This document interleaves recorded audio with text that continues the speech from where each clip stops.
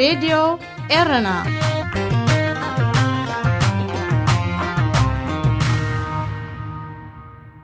ኣብ ከባቢ ዓሰብ ዝነበረ ሰራዊት ተሳሒቡ ብሓደስቲ ተተኪኡ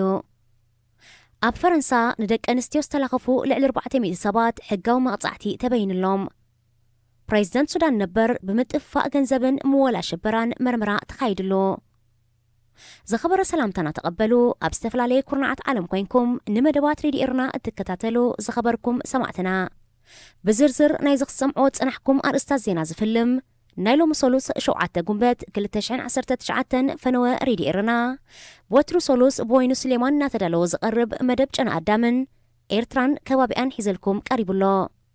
ክሳብ ፍጻሜ መደብና ምሳና ሓቢርኩም ክትጸንሑ ብኽብሪ ንዕድም إذاعة إيرنا الدولية صوت أريتري مستقل راديو إيرنا ناصع دمص إرتراويان ዕለታዊ ዜና ንልዕሊ 10 ዓመታት ኣብ ከባቢ ዓሰብ ዝነበረ ሰራዊት ኤርትራ ተሳሒቡ ብሓደስቲ ተተኪኡ ከም ዘሎ ምንጭታት ሬድዮ ኤርና ሓቢሮም እዚ ካብ ከባቢ ዓሰብ ምስ ከበድቲ ኣጽዋሩ ተሳሒቡ ዘሎ ሰራዊት ናብ ከባቢ ቃሩራ ከም ዘምርሓዩ ተገሊጹ ኣብ ከባቢ ባድመ ዝነበረ ሰራዊት እውን ብተመሳሳሊ መንገዲ ከም ዝተሳሕበ ኣቐዲሙ ተጠቒስዩ ፕሬዚደንት ኢሳያስ ነቲ ኣብ ዶባት ኢትዮጵያ ተዋፊሩ ዝነበረ ሰራዊት ዝስሕበሉ ዘሎ ምኽንያት ንጹር ኣይኮነን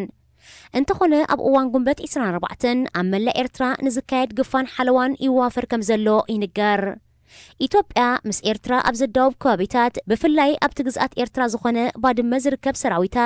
ዛጊት ከም ዘይሰሓበት ይፍለጥ እታ ሃገር ሰራዊታ ካብ ባድመ ከይትስሕብ ሕጂ እውን ወያነ ዕንቅፋት ኮይኑ ከም ዘሎ እዩ ብወገን ካድራት ኤርትራ ዝግለጽ ኣብዘን ዝሓለፋ 8 ወርሕ ኣብ ፈረንሳ ንደቂ ኣንስትዮ ዝተላኸፉ ልዕሊ 447 ሰባት ሕጋዊ መቕጻዕቲ ከም ዝተበየነሎም ተሓቢሩ ኣብ ፈረንሳ ካብ 2018 ናትሒዙ ኣብ ግብሪ ብዝወዓለ ሓድሽ ሕጊ ንደቂ ኣንስትዮ ኣብ ጎደናታትን ህዝባዊ መጓዓዝያን ብዘይድሌትን ንዝተላኸፈን ዝዘንጠለን ሰብ ብገንዘብን ማእሰርትን ክቕጻዕ ይኽእል እታ ሃገር ነዚ ንኽብሪ ደቂ ኣንስትዮ ዝከላኸል ፍሉይ ሕጊ ዘሕለፈት ደቂ ኣንስትዮ ብናጽነትን ሓርነትን ኣብ ዝደለይኦ ቦታን ግዜን ክንቀሳቐሳ ካብ ሕብረተሰብ ብሓፈሻ ብፍላይ ድማ ካብ ደቂ ኣንስትዮ ክወርደን ንዝጸንሐ ጸቕጥታት ንምውጋድ ካብ ዝብል እምነት እያ ብፍላይ ኣብ መዘናግዒ ቦታታት ህዝባዊ መጓዓዝያን ምንቅስቓስ ህዝቢ ኣብ ዝውሕዶ ጎደናታትን ንደቂ ኣንስትዮ ምልኻፍ ካብኡ ሓሊፉ እውን ብዘይድሌትን ኣካላትን ምትንኻፍ እናገነነ ብምምጽያ እታ ሃገር ነዚ ጽኑዕ ሕጊ ኣውፅያ ብመሰረት እዚ ሓድሽ ሕጊ ፈረንሳ ዝኾነ ወዲ ተባዕታይ ንሓንቲ ጓል ክላኸፋን ተጀሚሩ እሞ ደው ከብል ነጊራቶ ክብቅዕ እንተቐጺሉ ብኡ ንብኡ ብፍሉይ ናብ ዝተዳለወ ቁጽሪ ቴሌፎን ብምድዋል ብፖሊስ ከም ዝተሓዝ ክትገብሮ ትኽእል እያ ብፍላይ ነቲ ናይ ምልኻፍ መስርሕ ብሞባይል እንተቐሪጻቶ ወይ መሰኻክር እንተነይሮም ዝተላኸፈ ሰብ ካብ 9 ክሳብ 950 ዩሮ ክቕጻዕ ይኽእል ካብኡ ሓሊፉ ኣካላዊ ምትንኻፍ ከም ዝገበረን ብዘረባ ሞራላዊ ማሰይቲ ከም ዘብፅሓላን እንተሓቢራ እቲ ጉዳይ ናብ ቤት ፍርዲ ተሰጋጊሩ ክሳብ 6 ኣዋርሕን ልዕሊኡን ከእስር ይኽእል ፈረንሳ ሓንቲ ካብተን መሰል ደቂ ኣንስትዮ ብዝለዓለ ክብሪ ዝሕለወለን ሃገራት ዓለም እኳ እንተኾነት ዘቤታዊ ጎነፅ ዓመፅን ክብርታት ደቂ ኣንስትዮ ዝዝንጥሉ ፀርፍን ዘለፋን እናገነነ ይመጽእ ከም ዘሎየን ተጣበቕቲ መሰል ደቂ ኣንስትዮ ዝወቕሳ ፕሬዚደንት ሱዳን ነበር ዑመር ሓሰን አልበሽር ብምጥፋእ ገንዘብን ምወላ ሽበራን መርመራ ተኻይድሉ እቲ ፕሬዚደንት ነበር ካብ ስልጣኑ ተኣልዩ ናብ ቤት ማእሰርቲ ካብ ዝኣቱ ንመጀመርያ እዋኑ ብሓሙሽተ ጉንበት መርመራ ዝተኻየደሉ ህዝባዊ ኣኽባር ሕጊ ሱዳን ብዘሕለፎ ትእዛዝ እዩ እቲ ኣኽባር ሕጊ ብዘይካዚ ካልኦት ላዕለዎት ሰበስልጣን ነበር እውን መርመራ ክካየደሎም ኣብቲ ዘሕለፎ ትእዛዝ ፀዊዑ አንጻሩ ድሕሪ ዝተኻየደ ህዝባዊ ናዕቢ ኣብ 11 ሚያዝያ ብወታደራዊ ዕልዋ ዝተኣለየ ፕሬዚደንት ነበር ዑመር ሓሰን አልበሽርን ላዕለዎት ሰበስልጣናቱን ኣብዚ እዋንዚ ብጽኑዕ ኣብ ዝሕሎ ቤት ማእሰርቲ ኮበርዮም ዝርከቡ ኣብ መንበሪ ገዝኡ ድሕሪ ዝተኻየደ ተፍትሽ ሚልዮናት ዶላራት ገንዘብን ኣማኢት ጠራሙዝ ዊስክን ከም ዝተረኽቦዩ ተሓቢሩ ን30 ዓመታት ንሱዳን ዝመርሐ ዑመር ሓሰን አልበሽር ብዘይካዚ ኣብ ሃገሩ ዝካየደሉ ዘሎ መርመራታት ምጥፋእ ገንዘብን ምወላ ሽበራን ብጉዳይ ምጽናት ዓሌትን ገበናት አንጻር ሰብኣውነትን ብኣህጉራዊ ቤት ፍርዱን ተኸሲሱ ከም ዘሎ ይፍለጥ ዝኸበርኩም ሰማዕትና ዜና ኣብ ዝተፈጺሙሎ هذه إذاعة إرنا.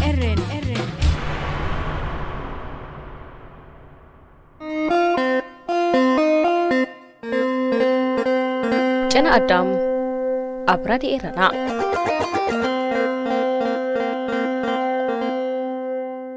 ብዛዕባ ክብረትን ሕስረትን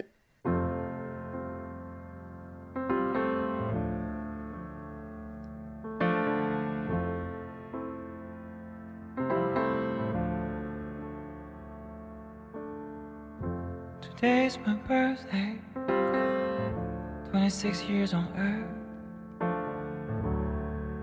It's nearly 10,000 mornings. Well, it didn't go too fast, it didn't go slow. Many friends, many lovers,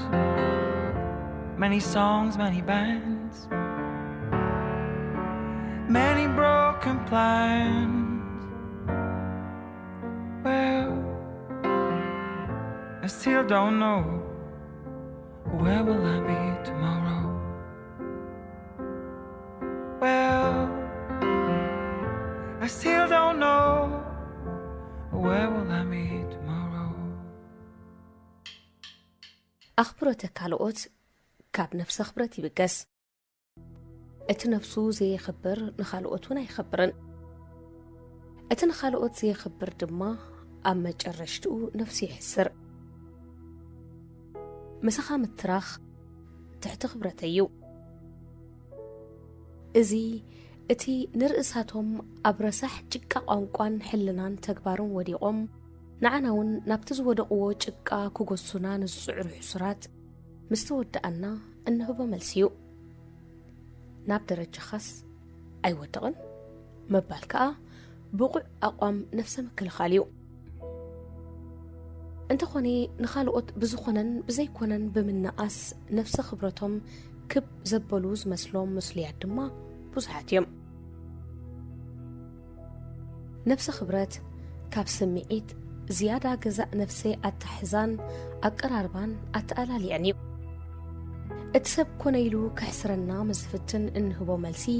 ካብ ሰብ ናብ ሰብ ይፈላለ ንዝኾነ ሕስረት ናብ ውሽጣዊ መዛግቡ ኣንሳሒቡ ዝውሕጥ ቦታ ኣሎ እዚ ሰብ እዚ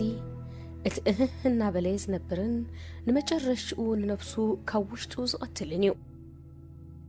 እዞም ዓይነት ሰባት እዚኣቶም መብዛሕትኦም ካብ ንእስነቶም ጀሚሮም ብቐጥታዊ ከባቢኦም ብሕስረት ዝዓበዩ እዮም ከም ኣብነት ኣብ ሰኽራምን ዓማፅን ኣብ ውሽጡ ዝተበታተነን ስድራ ቤታት ብቓልን ብኣካልን እናተዓመፁ ዝዓበዩ ክንወሰድ ንኽእል እቲ ኣድጊ ሰነፍ በትኪ ሕማቕ እናተባህለ ዝዓበየ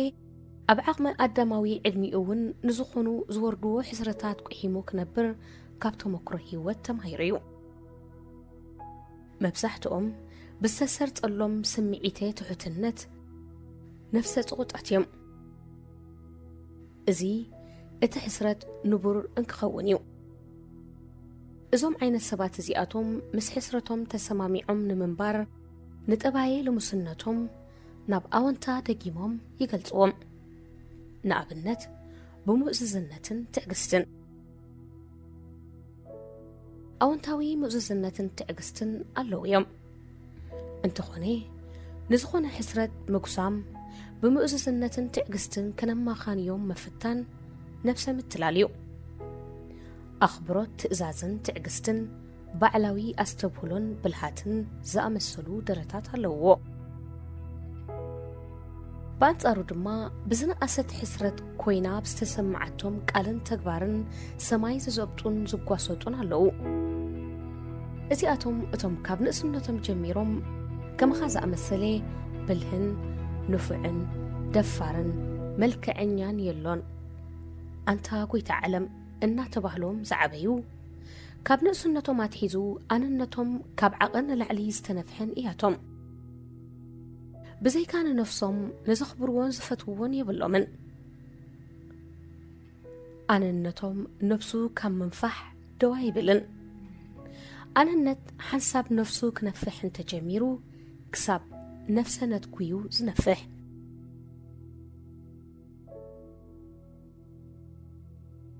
ኣማንጎ ክልቲኡ ቅርጻ ጠባያት ድማ እቲ ንኹሉ ሕስረት ውሒጡ ህይወቱ ሙሉእ ከዓ ሕንኡ ክፈዲ ዝውድብን ክሽርሕን ዝነብር ወሸለይ ሓንቲ መዓልቲ ዕድል እንተረኺቡ ከዓ ብዘይ ንሕስያ ሕንኡ ዝፈዲ ቂመኛ ኣሎ መዓልቲ ድሕሪ መዓልቲ ከዓ ኣብ ደንደስ ሩባ ተቐሚጡ ሬሳታት ኣሕሰርቱ በቲ ሩባ ከንሳፍፉ ክርኢ ይጽበዕ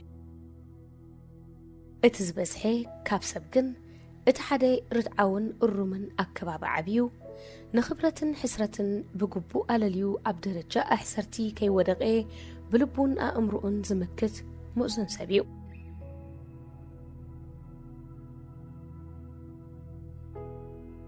እዚኣቶም መሰረታዊ ጠባያት ዳ እምበር ኣብ ሕድሕዶም ዘይተኣታተዉ ደረቓት መልክዐ ጠባያት ኣይኮኑን እቲ ምንታይ ጠባይ ሰብ ብብዙሓት ረቋሒታት ዝጸሎ ኮይኑ ኣዝዩ ሕልኽላኻዊ እዩ ኣብ ጠራሙስ መሊእና ክንሓጽሮን ብብዙሓት ረቋሒታት ክንጭንቁሮን ኣይከኣልን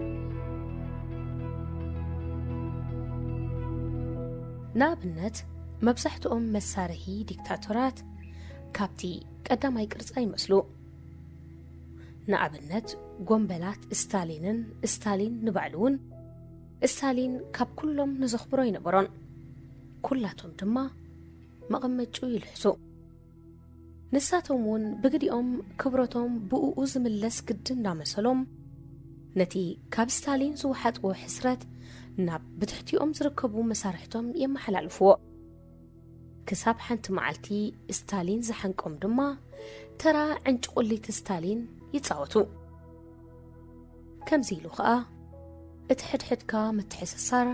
ክሳብቲ ዝተሓተየ በዓል ስልጣን ይወረድ ዲክታተርነት ብመሰረቱ ኣብ ሕድሕዳዊ ምትሕስሳር ጎንበላቱን ኣባላቱን ዝተመስረተ ስርዓተ ስነይ ኣእምራዊ ዓመፃ እዩ እዚ ሓቂ እዚ ድማ ኣብቲ ዲክታቶራዊ ስርዓት ኢሳያስ ኣዝዩ ጎሊሑ ንሪኦ ስለምንታይና ንልዕሊ 20 ዓመታት ነቲ ካብ ሓደ ውልቀ መላኺ ዝወረደና ሃገራዊ ሕስረት ውሒድና ዝነበርና ዝበለ ሕቶ ኩላትና ክንሓስበሉን ብፍላይ ከዓ በዚ መዳይዚ ዝሰልጠኑ ምሁራት እንተሃለዉ ከብርሁልናን ንጽበዮ ዓብን ሕልኽላኻውን ሕቶ እዩ إرنا هنا إذاعة إرنا الدولية ኣተሓሳስራ ረቀቕትን ብዙሕ ሻዕውን ኮነ ከይተባህሉን ከይተገብሩን ክኾኑ ይኽእሉ እንተ ደኣ ሓኪመይ እቲ ብዛዕባ ሕማመይን ምልክታቱን እቲ ዝጠበቐ ኣፍልጦ ዘለኒ ኣነ ክነሰይ ኣብ ቅድሚኡ ተገቲረ ተቐሚጠ እናሃለኹን ብዛዕባይ ምስተሓጋገዝቱ ወይ ተኸናኻኒተይ ጥራይ ዝዛረብ ኮይኑ ኣብ ክብረተይ ከም ዝተንከፈኒ ወስዶ ንኸምዚ ዝኣመሰለ ሓኪም ከዓ ከይተቃወምኩ ኣይሓልፍን ብድሕሪ እዚ ከዓ እቕሬታ ከይሓተተ ዝኸደ ሓኪም ኣይፈልጥን እቲ ሕሙም እቲ ንጉስ ኣነ ንነፍሰይ ባዕለይ ክጣበቐላን ክከላኸለላን እናኽኣልኩ ኣነ ከይተሓተትኩ ምእንታይ ዝጣበቕ ኣባሊገውን ኣይፈቱን ብዛዕባ ነፍሰይ ባዕለይ ክገልጽ እኽእል እየ ብዘይ ፍቓደይ ዝናገረለይ ግን ንኽብረት ርእሰ ውሳነይ ይትንክፍ ባርያስ ሓጋዝን ተረኣየት መዲዳ ተሓብእ ትብልኑ ትኾኑ ክሕግዝን ክሕገዝን ዘይፈቱ ይኮንኩን ብዘይ ፍቓደይ ግን መዲደይ ኣይትሕድጉኒ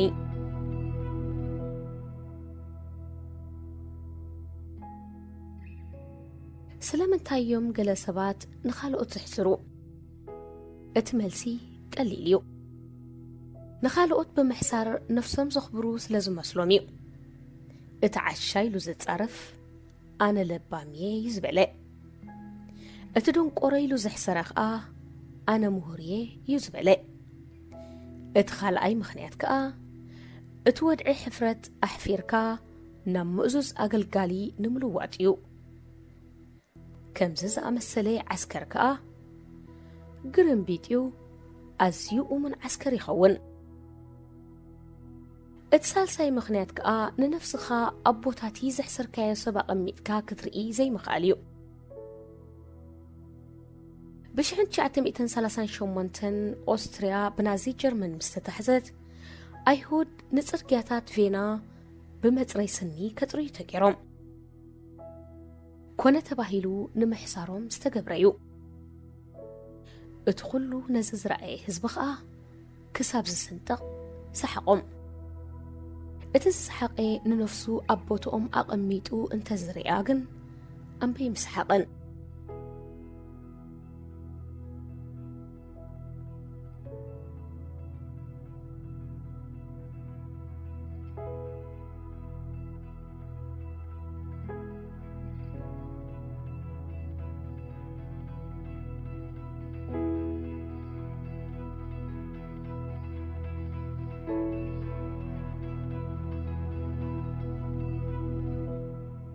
أمرات كبرة حسرة ببهلي سوتلويم أب معراب مشفان صغري كم محسري دق أنستيو يوسد اتنزي زجدت بهلجن كم مشفان حفرة دق أنستيو يوسدو أمو أدماساو مجلتن ملكعن حسرة كبرة يلون ديم اللو نحنا خلنا دق سبات كاب حد حدنا نتاز خونان ببجزء رأسنا زحدرنا دسيتات أيكونان أب معلتاوي هيوتنا حدنا نتقاقمينا أب سخونا هاجرن هزبن كأ حدي نتخالق نربحو تراي كتكملو كفتن انكالو كحسرو يجمر رأس وساني هزبن والكسبن مقفاف بحتاونتن والكاونتن سبات زي مخبار أب سخدكا خيدكا تكبار حسرت يوم نهزب خان نبي تسب كان محازوت كان محساو كابتوم زخفقو تكبار حسرت يوم نفسنا نتأنتون حساباتون إن فلت زحدقي إنك حدك زسكت عدما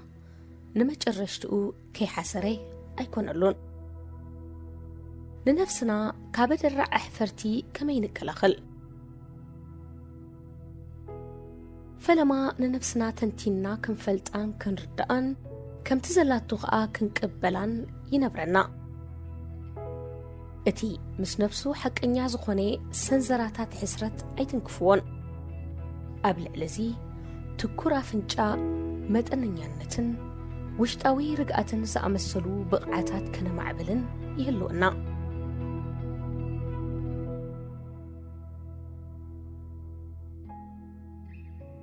نمزازمي اتي نخالو اتزحسر اب موداتا لنفسي حسر ازيقا زي تغير من تحقيا إساياس أفوركي حانت معالتي كندتي نهزب إرتراز حسرو نبعلو كحسريو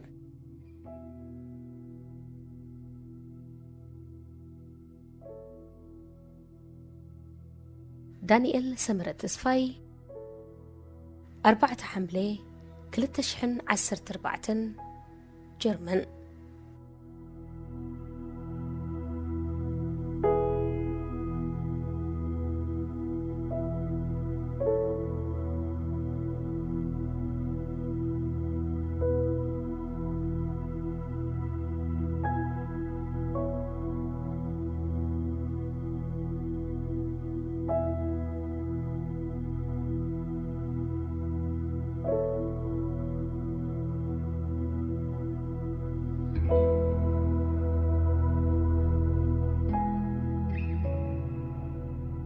كبرات خاتلت أنا أدم نايلو متحستو كم ستكتات الوقت أنا حكمي نيرو متصل سمون بخال أرسي دقي منا خنراخي بينا كساب شعو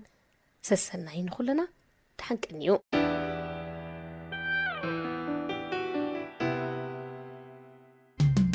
إذاعة الرن الدولية صوت أريتري مستقل راديو إيرنا ناصا دمص إرتراويان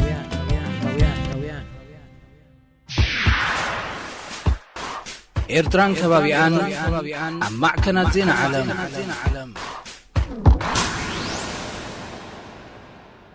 وحج كي متأ منقد وحيد راق هذه إذاعة إرنا. هنا إذاعة إرنا الدولية. زخبركم تقتتلتي مدب إرتران كبابيان كما يتغنيو حدا كاب دقيقنا بدقيق هلوات هاجرون كبابيون زكتاتل هزبي صباحنكو انتاي كم زمت سلازفلد نتزمت سناي كسسنو نتجناي كوجنو الجقو سبسيبو خسرح تثبيت كبرلو اتو حج كيمت من قد وحج زت الرق كقاطم كابز خل تفقاتن عنوتن كدحن انكلو اتجزي انكلو زيت قانديلو مليئو مرعويئو تتصبخا كاب تسلماتن عرتن كم زدحن اب قدم عيننا بسفت امزلو قبراو فتامي انمهارالونا عام 5 اوان اب ኢትዮጵያ ዕርቀ ሰላም ኢትዮ ኤርትራ ኩውን ዝገበረ ፖለቲካዊ ለውጢ ተኸሲቱ ቀድሚ ሒደት ሳምንታት ህዝባዊ ናዕቢ ሱዳን ንውልቀ መላኺ ዑመር አልበሽር ካብ ስልጣን አሊዎ ኣብ ውሽጢ ሃገር መሰል ምእካብን ምውዳብን ዝተነፍጉ ኤርትራውያን ከዓ ካብ ፈቆዶ ኩርና ዓለም ይእከል ይብሉለው እዚ ከዓ ዞባና ኣብ ቀጻሊ ናይ ለውጢ መስርሕ ምህላዋ ዝምስክር ዓብ ኣብነት እዩ ጉቡራት ኤርትራውያን ኣሕዋትን ኣሓትን ኣብ ኤርትራና ውዒሉ ሓዲሩ ለውጢ ዘይተርፍዮ እዚ ህሉ ኩነታት ነዊሕ ኣብ ዘይኮነ ግዜ ለውጢ ክኽሰት ከም ዝኽእል እዩ ዘመላኽት ግን ከዓ ህዝቢ ኤርትራ ነቲ ዝመጽእ ለውጢ ክንቅበልን ከነመሓድርን ማዕረ ክንደይ ድልዋቲና ዝብል ሕቶ ካብ ሕጂ ክንሓስበሉን ክንዳለወሉን ውሕጅ ከይመጸ መንገዲ ውሕጅ ክንጸርግ ነቲ ዝገጥመና ጸገማት ክንፈትሕ ክንቀረብ ኣድላዮ ስለዝኾነ ናይ ሎሚ መደብ ኤርትራን ከባቢኣን ውሕጅ ከይመጸ መንገዲ ውሕጅ ጽረግ ብዝብል ምስላ ኣበዋት ምስ ህልው ኩነታትና ብምግንዛብ ክንዘራረብ ኢና ምክትታልኩም ንዕድም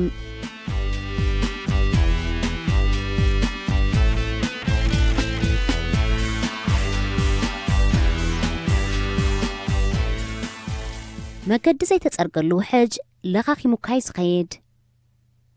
እቲ ብምልዓል ቄሮን ፋኖን ኣብ ኢትዮጵያ ዝመጸ ለውጢ ን28 ዓመታት መንግስቲ ክመርሕ ብዝጸንሐን ዘሎን ልፍንታ ውድብ ይወደግ እኳ ይምራሕ እንተሎ ገና መሊኡ ኣይተሰጋገረን ኣብቲ ሃገር ዘሰክፍ ምትፍናን ሕገ ኣልቦነትን ሰፊኑ ዓሌታዊ ጎንፂ ሳዕሪሩ ኣብ ፍቆድኡ ንጹሃት ዜጋታት ይቕተሉን ይሞቱን ኣለዎ እቲ ብደገፍ ሓይልታት ምክልኻል ሱዳን ንዑመር አልበሽር ዝኣለየ ህዝባዊ ናዕቢ ከዓ ከምዚ ንሪኦ ዘሎና ገና ብወተሃደራት እዩ ዝምራሕ ዘሎ እቲ ለውጢ ዘስገደደ ህዝቢ ወተሃደራት ክንርኢ ኣይንደለን ኢና ስልጣን ንሲቪላዊ መንግስቲ ኣረክብዎ ብምባል ቃልሱ ክቕጽል እንከሎ እቲ ወተሃደራዊ ሓይሊ ግን ንሕና ዘይብሉ መንግስቲ ኣይቀውምኒ ይብል ኣሎ ስለ ዝኾነ ክሳብ ሕጂ ገና ዘተኣማምን ስምምዕ ኣይተገብራን እቲ ወተሃደራዊ ጉጅለ ኣብቲ ዝቐውም ባይቶ ዝበስሕ ቁፅሪ ክህልዎ ይደሊ እቶም ህዝባዊ ሰልፊ ዝወደቡ ተቃወምቲ ከዓ ሲቪል ክርእዩ ይደልዩ ውፅኢቱ ከዓ ዘገሚልካ ክረአዩ ብዙሓት ሰባት ግን ከምቲ ስርዓት ደርግ ኣብ ማዕበል ለውጢ ህዝቢ ተወጢሑ ብሓይሊ ብረት ስልጣን ተቆጻጺሩ ወተሃደራዊ መንግስቲ ዝመስረተ ለውጢ ዘስገደደ ህዝባዊ ኣብያ ህዝቢ ሱዳን እውን ብወተሃደራት ከይጭወ ስጋት ኣሎ እዚ ነገር እዚ ዘመልክቶ እንተልዩ ኣብ ሓደ ሃገር ዝግበር ፖለቲካዊ ምስጋርን ምቅያር ስርዓትን ቀሊል ዘይምዃን እዩ ስለ ዝኾነ ከኣዩ እዚ ዓንቀጽ እዚ ውሕጅ ከይመጸ መንገዲ ውሕጅ ጽረግ ብዝብል ፍሉጥ ምስላ ኣበዋት እቲ ክግበር ዝግብኦ ኣቐዲሙ ክሕሰበሉ ዛዕባ ኣልዒሉ ዝዝት ዘሎ ጉዳይ ኤርትራ እናኽልዓል ሽግርና ምስ ምእላይ ኢሳያስ ዘብቃዕ ዝመስለና ብዙሓት ኢና እቲ ኣብ ኤርትራ ዝጥመት ቀንዲ መራሒ ክፍኣት ኢሳያስ ስለ ዝኾነ ንሱ ብዝኾነ ይኹን ምኽንያት ካብ ስልጣን እንተተወጊዱ ብድሕሪኡ ኩሉ ነገር ቀሊል ኮይኑ ዝረኣየና ውሕደት ኣይኮናን ግን ከምኡ ይኮነን ኤርትራና ኣብ ዘበነ ኢሳያስ በፂሓቶ ዘላ ደረጃ ብዕምቀት ክንሪኦን ክንግምግሞን ይግባእ ስለ ዝኾነ ነቲ ጽባሕ ንኮ ክመጽእ ዝኽእል ብድሆን ጸገማትን ንምንካይ ዝኾነ ናይ ለውጢ ሓይሊ ብዝግባእ ተወዲቡ ድሕሪ ምእላይ ኢሳያስ ክመጽእ ንዝኽእል ሰናርዮታት ገምጊሙ ፍታሕ ዓሚሙ ክጸንሕ ሃገራዊ ግዴታን ሓላፍነትን ኣለዎ ከምኡ እንተዘይገይሩን እንተዘይሰሪሑን ሃገር ኣብ ቅልውላው ክትኣቱ ትኽእል እያ ምኽንያቱ ድሕሪ ውድቀት ምልኪ እንታይ ከም ዘጋጥም ኣብ ርሑቕን ቀርባን ጎረባብትና ንሪኦ ስለ ዘሎና ካብቲ ተመክሮ ክንመሃር ግቡእ እዩ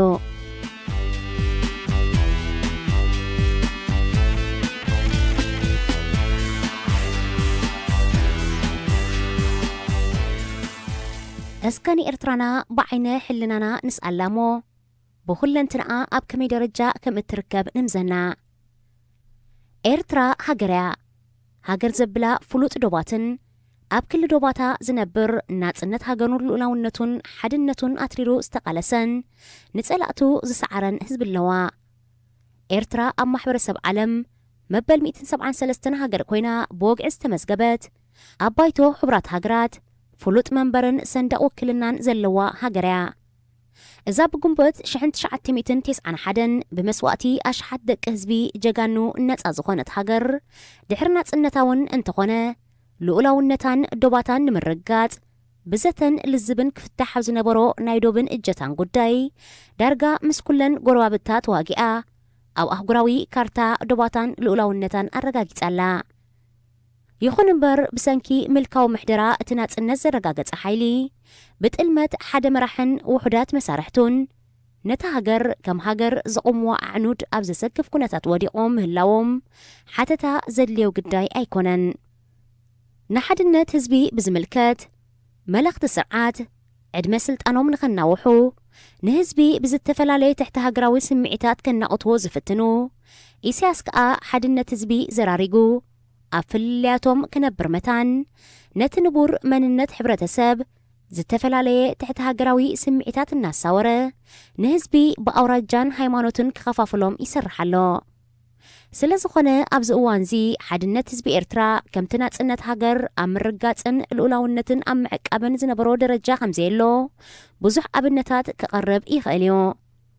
بو حدوكا دقافن تقامن منقص تبايلو أب كل التدنباء تقفيلو فللياتو بسلطون سلاماو أقباب بلزبن زتن تقراريبون غيفتح مرببات كفاءة تقدف زكالو ترا يتساوتهالو اتن سرعات إسياس زكاوم دنب فتحون أبن حدحدو بزخاف أملكع تخفافيلو أب زسكف تحت هاجراوي سمعيتات تتسميدو يركب سلازي إزغلتيو حايلي كساف فللياتو تسبيبو عرق سلام أويجو أب حدا تربيزا كزت زيكالة نإرترانا حدقان ودكتنيو هاجرس ألاتنا منقستخا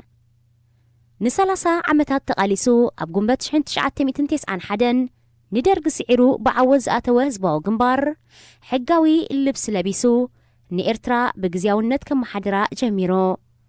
اتي ببرتاو قالسي نابسلت أنزمت أودب أب شحنت شعات تيميتن 94 سالساي ودباو قبائي أكايدو هاجراوي تشارتر حانتيتو كساب قوام رقيقون صديقون حبرته سلفاو سرعات زمسرت نسلست عمتات بقزياونت كم محادر قالاتيو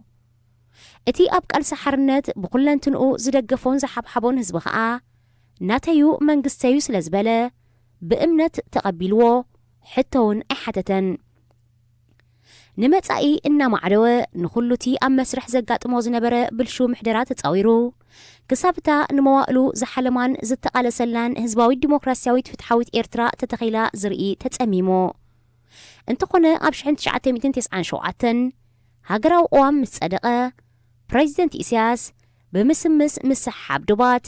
مس إيتوبيا وكينات ولعو نبوليتيكاوي مسجار إرترا أبرعنو نتوم نأكايدو استقاومو مرحتي بزتفلالي تقنا كابسلت أنو من ناقللة أقدمو زتسنحة كالات تسرعات النادخمة بوب قروب سلطان أب تحتمولو مكوت صارو بمقتاو نهاجر أبزح الجن مسكروز اللونا عزقتي كتيتوا سلازي أبز كل إرتراو زردون زغنزبون زعبا كيدخمنا أو هاجر ألاتنا منقستون اللونا يخون بر إززلو منقستنا نهزبن هاجرن تلخ كم زيبلو أدخيمو ملكاوي محدرقو تسعينو الناس لزلو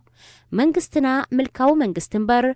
هزباو منقستي أيكونن أبز بالمدمدمتا نفلالة أي مسلنن اتوم من هزبن منقستن زسكمو كم حيلتات مكلخال قطبا وتكالات بوليتيكاوين ودبات تكالات فتحي ميديان حتمتن تمرتا وتكالات وهابتي أقلقلوت عنا هايمانوتا وتكالات سدرابيتات كومات بحفش شقو هاجراون محبراون تكالات هاجرنا كمي كم زلو مرآيوم أقداسيو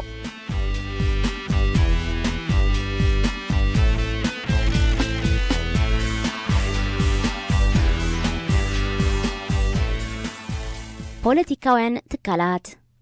ኣብ ኤርትራና እቲ ናጽነት ዘረጋገጸ ውድብ ህዝባዊ ግንባር ጥራሕዩ ከም ሓደ ፖለቲካዊ ውድብ ክነጥፍ ዝተፈቕደሉ እቶም ድሕሪ ኩናት ሓድሕድ 1981 ኣብ ሱዳን ዝቆሙን እናሓደሩ ኣብ ብዙሓት ውድባት ተፈናጪሎም ኣብ ስደትን ኣብ ዝተፈላለየ ኩርናዕ ኤርትራ ክቃለሱ ዝጸንሑ ሓይልታት ከም ተጻባእትን ጸላእትን ስለ ዝተረኣዩ ኣብ ኤርትራ ህላዌ የብሎምን ዝዝክሮሙን የሎን ኣብ መንጎ ጀብሃን ሻዕብያን ብኹናት ሓድሕድ ዝፈሰሰ ደም ብሃገራዊ ዕርቂ ክዕጾ ዘለዎ ምዕራፍ ተወንዚፉ ስለ ዘሎ ገና ዕዮ ገዛሎና ስለ ዝኾነ ብዛዕባ ፖለቲካውያን ትካላት ውሽጢ ሃገር ክንዛረብ እንተኾይና ነቲ ንውድብ ህዝባዊ ግንባር ዝተክአ ህግደፍ ጥራሒና ከም ኣብነት ክንጠቅስ ንኽእል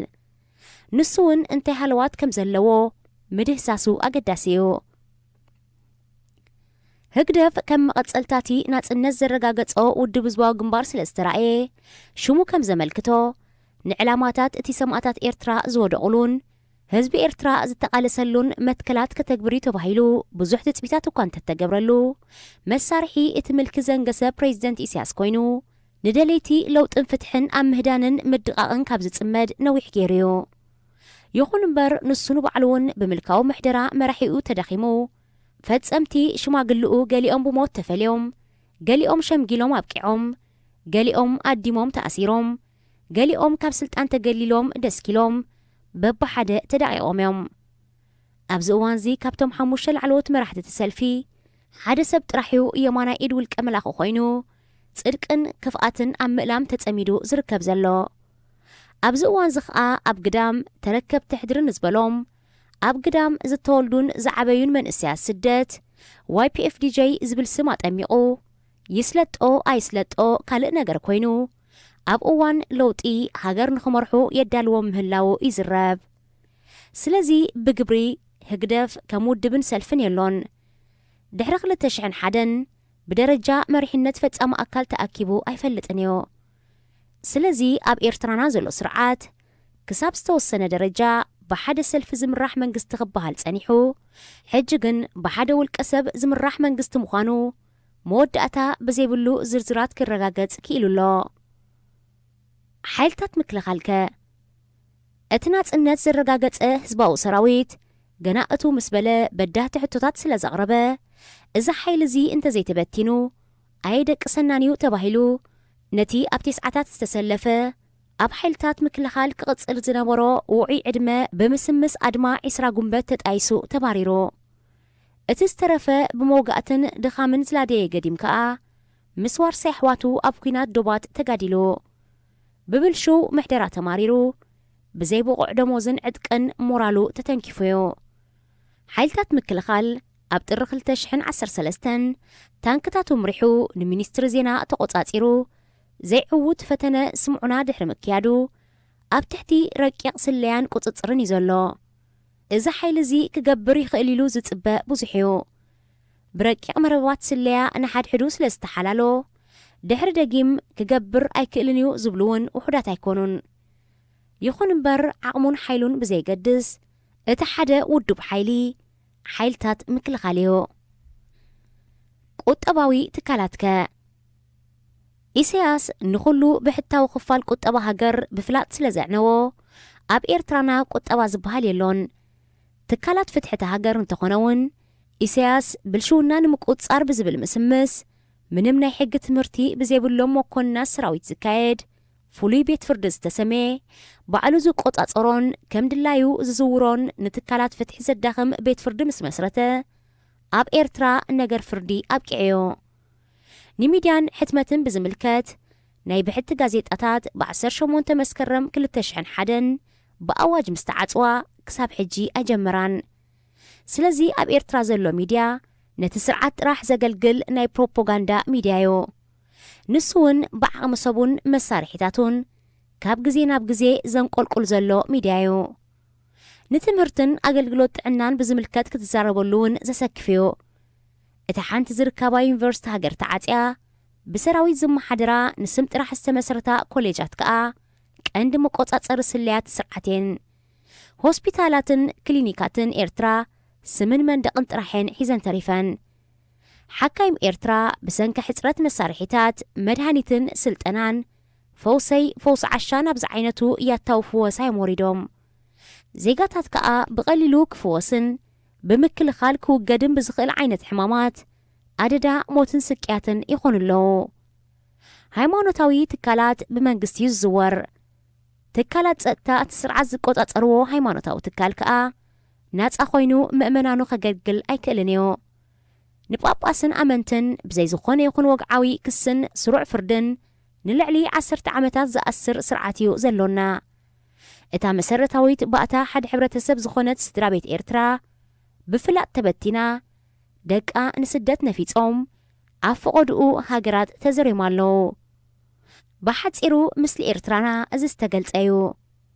ስለዚ ዓቕምን ክእለትን ኣሎኒ ዝብል ኤርትራዊ ውሕጅ ከይመፀ መንገዲ ውሕጅ ክጸርግ እንተዘይፈቲኑ ዋላ እውን ለውጥ እንተመፀ ከቢድ ናይ ምስጋር እዋን ከጓንፈና ይኽእል እዩ ስለዚዩ ከዓ ኩሉ ቅዱስ ሃገራዊ ኣብ ውሽጢ ይሃሉ ኣብ ግዳም ፍልልያቱ ጽቢቡ ንድሕነት ሃገር ኣብ ናይ ሓባር ዕላማን ረአን ክውደብ ዝሕተት ዘሎ ሬድዮ ኤረና ሬድዮ ኤረና ካብ ከተማ ፓሪስ ዝመሓላለፍ ብኤርትራውያን ጋዜጠኛታት ዝዳሎ ነፃ ሬድዮ እዩ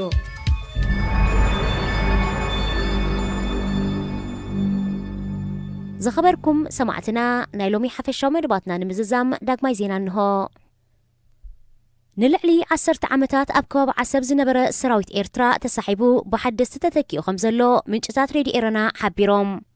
እዚ ካብ ከባቢ ዓሰብ ምስ ከበድቲ ኣፅዋሩ ተሳሒቡ ዘሎ ሰራዊት ናብ ከባቢ ቀራ ከም ዘምርሓዩ ተገሊጹ ኣብ ከባቢ ባድመ ዝነበረ ሰራዊት እውን ብተመሳሳሊ መንገዲ ከም ዝተሳሕበ ኣቐዲሙ ተጠቒሱ እዩ ፕሬዚደንት ኢሳያስ ነቲ ኣብ ዶባት ኢትዮጵያ ተዋፊሩ ዝነበረ ሰራዊት ዝስሕበሉ ዘሎ ምኽንያት ንጹር ኣይኮነን እንተኾነ ኣብ እዋን ጉንበት 24 ኣብ መላእ ኤርትራ ንዝካየድ ግፋን ሓለዋን ይዋፈር ከም ዘሎ ይንገር ኢትዮጵያ ምስ ኤርትራ ኣብ ዘዳውብ ከባቢታት ብፍላይ ኣብቲ ግዝኣት ኤርትራ ዝኾነ ባድመ ዝርከብ ሰራዊታ ዛጊት ከም ዘይሰሓበት ይፍለጥ እታ ሃገር ሰራዊታ ካብ ባድመ ከይትስሕብ ሕጂ እውን ወያነ ዕንቅፋት ኮይኑ ከም ዘሎ እዩ ብወገን ካድራት ኤርትራ ዝግለጽ ኣብዘን ዝሓለፋ 8 ወርሕ ኣብ ፈረንሳ ንደቂ ኣንስትዮ ዝተላኸፉ ልዕሊ 447 ሰባት ሕጋዊ መቕጻዕቲ ከም ዝተበየነሎም ተሓቢሩ ኣብ ፈረንሳ ካብ 2018 ናትሒዙ ኣብ ግብሪ ብዝወዓለ ሓድሽ ሕጊ ንደቂ ኣንስትዮ ኣብ ጎደናታትን ህዝባዊ መጓዓዝያን ብዘይድሌተን ንዝተላኸፈን ዝዘንጠለን ሰብ ብገንዘብን ማእሰርትን ክቕጻዕ ይኽእል እታ ሃገር ነዚ ንኽብሪ ደቂ ኣንስትዮ ዝከላኸል ፍሉይ ሕጊ ዘሕለፈት ደቂ ኣንስትዮ ብናጽነትን ሓርነትን ኣብ ዝደለይኦ ቦታን ግዜን ክንቀሳቐሳ ካብ ሕብረተሰብ ብሓፈሻ ብፍላይ ድማ ካብ ደቂ ኣንስትዮ ክወርደን ንዝጸንሐ ጸቕጥታት ንምውጋድ ካብ ዝብል እምነት እያ ብፍላይ ኣብ መዘናግዒ ቦታታት ህዝባዊ መጓዓዝያን ምንቅስቓስ ህዝቢ ኣብ ዝውሕዶ ጎደናታትን ንደቂ ኣንስትዮ ምልኻፍ ካብኡ ሓሊፉ እውን ብዘይድሌትን ኣካላትን ምትንኻፍ እናገነነ ብምምፅያ እታ ሃገር ነዚ ጽኑዕ ሕጊ ኣውፅያ ብመሰረት እዚ ሓድሽ ሕጊ ፈረንሳ ዝኾነ ወዲ ተባዕታይ ንሓንቲ ጓል ክላኸፋን ተጀሚሩ እሞ ደው ከብል ነጊራቶ ክብቅዕ እንተቐፂሉ ብኡ ንብኡ ብፍሉይ ናብ ዝተዳለወ ቁፅሪ ቴሌፎን ብምድዋል ብፖሊስ ከም ዝተሓዝ ክትገብሮ ትኽእል እያ ብፍላይ ነቲ ናይ ምልኻፍ መስርሕ ብሞባይል እንተቐሪጻቶ ወይ መሰኻክር እንተነይሮም ዝተላኸፈ ሰብ ካብ 9 ክሳብ 950 ዩሮ ክቕጻዕ ይኽእል ካብኡ ሓሊፉ ኣካላዊ ምትንኻፍ ከም ዝገበረን ብዘረባ ሞራላዊ ማሰይቲ ከም ዘብፅሓላን እንተሓቢራ እቲ ጉዳይ ናብ ቤት ፍርዲ ተሰጋጊሩ ክሳብ 6 ኣዋርሕን ልዕሊኡን ከእስር ይኽእል ፈረንሳ ሓንቲ ካብተን መሰል ደቂ ኣንስትዮ ብዝለዓለ ክብሪ ዝሕለወለን ሃገራት ዓለም እኳ እንተኾነት ዘቤታዊ ጎነፅ ዓመፅን ክብርታት ደቂ ኣንስትዮ ዝዝንጥሉ ፀርፍን ዘለፋን እናገነነ ይመፅእ ከም ዘሎየን ተጣበቕቲ መሰል ደቂ ኣንስትዮ ዝወቕሳ ፕሬዚደንት ሱዳን ነበር ዑመር ሓሰን አልበሽር ብምጥፋእ ገንዘብን ምወላ ሽበራን ምርመራ ተኻይድሎ እቲ ፕሬዚደንት ነበር ካብ ስልጣኑ ተኣልዩ ናብ ቤት ማእሰርቲ ካብ ዝኣቱ ንመጀመርያ እዋኑ ብሓሙሽተ ጉንበት ምርመራ ዝተኻየደሉ ህዝባዊ ኣኽባር ሕጊ ሱዳን ብዘሕለፎ ትእዛዝ እዩ እቲ ኣኽባር ሕጊ ብዘይካዚ ካልኦት ላዕለዎት ሰበስልጣን ነበር እውን ምርመራ ክካየደሎም ኣብቲ ዘሕለፎ ትእዛዝ ፀዊዑ አንጻሩ ድሕሪ ዝተኻየደ ህዝባዊ ናዕቢ ኣብ 11 ሚያዝያ ብወታደራዊ ዕልዋ ዝተኣለየ ፕሬዚደንት ነበር ዑመር ሓሰን አልበሽርን ላዕለዎት ሰበስልጣናቱን ኣብዚ እዋንዚ ብጽኑዕ ኣብ ዝሕሎ ቤት ማእሰርቲ ኮበርዮም ዝርከቡ ኣብ መንበረ ገዝኡ ድሕሪ ዝተኻየደ ተፍትሽ ሚልዮናት ዶላራት ገንዘብን ኣማኢት ጠራሙዝ ዊስክን ከም ዝተረኽበዩ ተሓቢሩ ን30 ዓመታት ንሱዳን ዝመርሐ ዑመር ሓሰን አልበሽር ብዘይካዚ ኣብ ሃገሩ ዝካየደሉ ዘሎ መርመራታት ምጥፋእ ገንዘብን ምወላ ሽበራን ብጉዳይ ምጽናት ዓሌትን ገበናት አንጻር ሰብኣውነትን ብኣህጉራዊ ቤት ፍርዱን ተኸሲሱ ከም ዘሎ ይፍለጥ ዝኸበርኩም ተኸታተልትና ነዚ ሰዓዚ ተዳልዩ ዝነበረ ሓፈሻዊ መደባት ሬድዮ ኤርና ኣብ ዝፈጺምና ኣለና ሬድዮ ኤርና